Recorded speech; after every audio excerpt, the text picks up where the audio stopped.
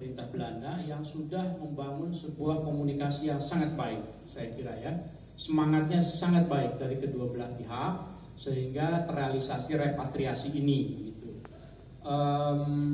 Dukungannya berupa apa? Dukungannya adalah pertama, kita harus mendukung pemerintah untuk menjadikan benda-benda itu sebagai BCG, sebagai benda cagar budaya. Karena kalau pulang ke Indonesia tapi belum menjadi benda cagar budaya, maka kemungkinan akan menimbulkan dispute, konflik.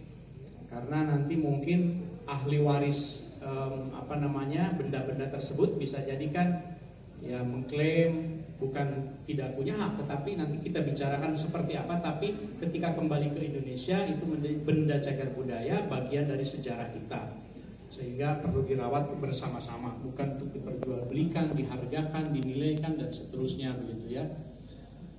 Benda-benda ini 470D ini sekarang sudah di-pack, sudah dikeluarkan dari Museum Delft. Saya kira Pak Ben lebih tahu detailnya ya. Sudah dibungkus, di wrapping begitu, dan sebetulnya sekarang sedang dalam tahap teknis pengembaliannya karena perlu dicek lagi oleh tim dari sini. Diharapkan sebetulnya sebelum 17 Agustus itu akan nyampe ke sini, ke Indonesia, dalam rangka kemerdekaan Indonesia. Tapi kita belum terlalu yakin secara teknis karena perlu mengurus beberapa persyaratan di imigrasi dan lain-lain. Karena kalau tidak diurus, tidak ada surat imigrasi, benda-benda itu akan dilarang masuk ke Indonesia bisa jadi. Yang kedua, yang sikap kita itu adalah selain mendukung itu, bentuk dukungannya, kita perlu memberikan edukasi ke masyarakat bahwa ketika ada perjanjian repatriasi, maka benda-benda itu harus dijadikan sebagai satu kebanggaan milik Indonesia, gitu. Bukan milik keluarga lagi. Jadi harus ada kerelaan begitu ya. Ini harus kita berikan dukungan kepada pemerintah karena kami di Komitmen Repatriasi itu memitigasi bisa jadi muncul gitu hal-hal yang tidak diharapkan. Nah, kemudian kaitannya dengan pernaskahan yang ingin kami rekomendasikan juga adalah karena kita tahu manuskrip juga banyak gitu di negara lain ya. Ini tidak semudah yang dibayangkan. Kan ada yang bertanya kenapa Manasa kok tidak memberikan rekomendasi, kok manuskrip tidak ada yang dikembalikan. Masalahnya bukan masalah, faktanya adalah tidak semua manuskrip yang ada di Belanda itu diperoleh secara tidak sah, tidak. Justru kebanyakannya itu melalui jual beli atau melalui hibah gitu. Jadi maksud saya negara Indonesia juga standingnya itu, posisinya adalah kami tidak ingin diberi pun tidak ingin kalau seandainya disuruh bawa misalnya begitu saja. Kalau yang sah ya sudah begitu ya.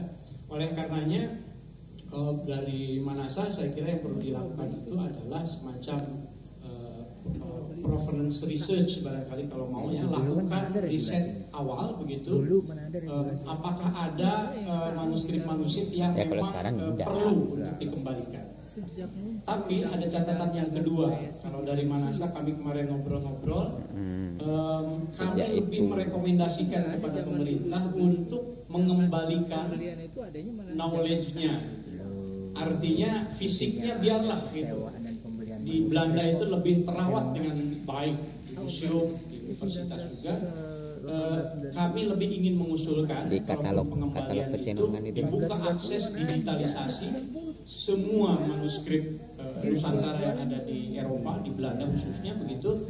Kemudian aksesnya dibuka secara terbuka sehingga masyarakat di Indonesia itu bisa aksesnya. Jadi knowledge-nya yang penting, ya, pengetahuan yang ada di dalamnya. Karena kalau dibawa ke sini juga mungkin akan menimbulkan itu sikap terkait dengan repatriasi ya. Sayangnya kami belum membicarakan secara detail karena waktu ya. Di sini sebetulnya ada beberapa yang bisa diajak bicara, termasuk Dr. Jarrah. Mungkin informasi nanti kita lanjutkan. Yang terakhir yang ingin saya sampaikan ini mungkin kaitannya dengan simposium ini, mumpung ada Bu Sastri ya, pejabat dan yang lain-lain, rekomendasi dari kami, kebetulan tadi saya hadir di sesi terakhir kaitannya dengan SDGs. Kan tema kita itu penguatan Indonesia melalui naskah Indonesia. Maka yang harus kita upayakan adalah bagaimana agar ke depan naskah menjadi bagian dari arah kebijakan negara itu dalam pembangunannya, ya SDGs-nya gitu. Sekarang RPJP rencana pembangunan jangka panjang nasional 2024-2045 itu sedang dibicarakan di DPR, belum disahkan, meskipun sudah kick off oleh Pak Jokowi. Di dalam RPJP saya sudah cek kata manuskrip itu disebut satu kali dalam konteks membangun Indonesia Emas 2045 itu perlu ada modal dasar. Salah satu modal dasarnya adalah modal sosial dan budaya. Dan di dalamnya Undang-Undang Nomor 5 Tahun 2017 Kemajuan Kebudayaan. Karena bisa jadi itu kan awalnya bukan dari manuskrip juga, bisa jadi kita dari punya pintu masuk di situ. lisan yang kemudian masalahnya pada masa adalah itu ya. Kami ingin merekomendasikan kepada para pemangku Yang kebijakan dituliskan untuk menyusun semacam blueprint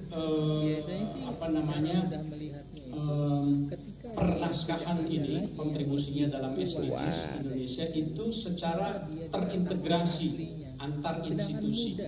Jadi bukan hanya Lensa Brin saja karena risetnya, tapi juga ada Perpusnas, ada juga mungkin instansi-instansi lain, Kementerian Agama juga dan lain-lain gitu ya. Kalau tidak ada blueprintnya, maka khawatir itu hanya ada di dalam dokumen RPJP, tapi tidak bisa turun di dalam RPJMN-nya.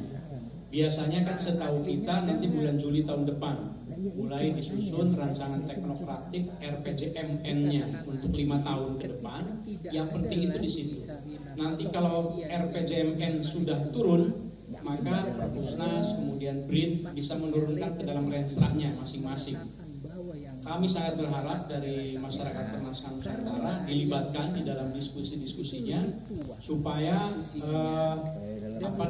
program dan kegiatannya itu bisa betul-betul sistematis begitu ya, menjadi kegiatan yang bisa bareng-bareng dilaksanakan oleh civil society, dalam hal ini Asosiasi Masyarakat Pernaskahan Nusantara.